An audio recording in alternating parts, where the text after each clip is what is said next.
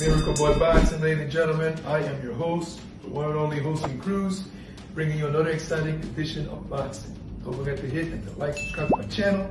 It's always greatly appreciated. Stay tuned.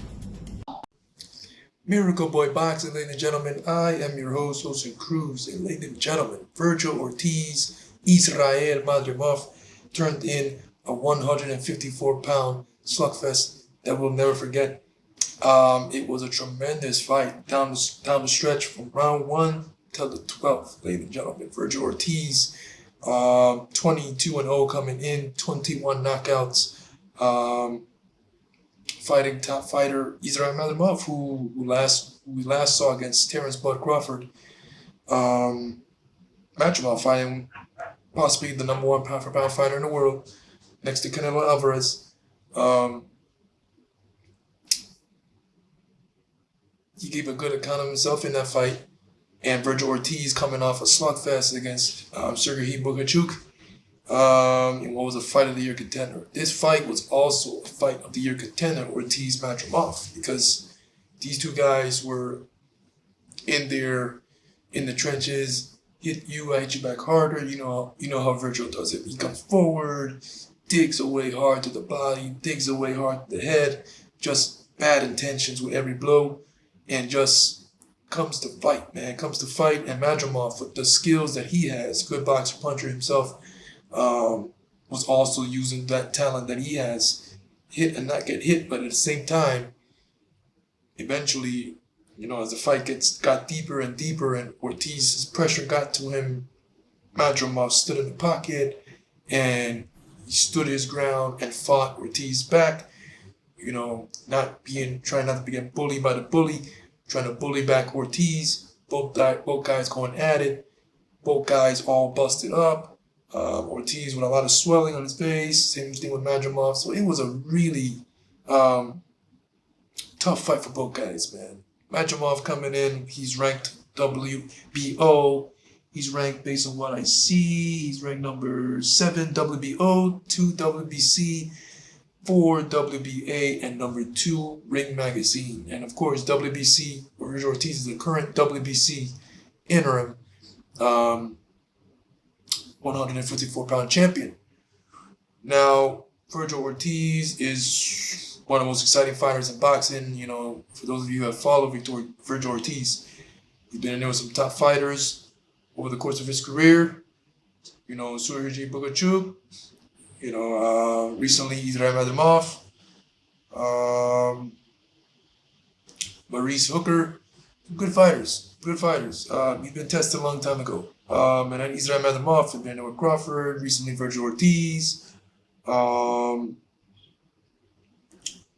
Israel Madrimov has been proven as well. And this fight proved, it was a fight between two of the very best 154-pounders in the world, vying for a world title shot, because the winner of this fight will be put in line for a championship fight against the champion Sebastian Fundora.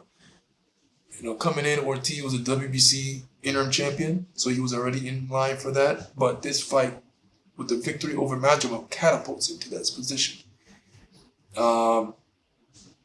The fight was awarded unanimous decision for Vergil Ortiz in what was a close fight. Another fight that was close, in my opinion, closer than what the scorecards were.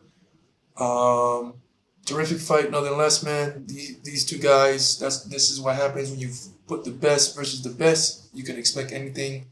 You can expect both sides to be competitive, very competitive, and that's what we got. So Vergil Ortiz on to bigger and better things. Getting that decision win over Israel Madrimov. Israel Madrimov is still a dangerous fighter, still a top fighter. And WBC interim champ Vergil Ortiz now is in line to fight Fundora. Now, a fight that I want to see with Vergil Ortiz is Sanders Eye. That's another tremendous chapter in the Puerto Rican and Mexican rivalry. That's a great fight.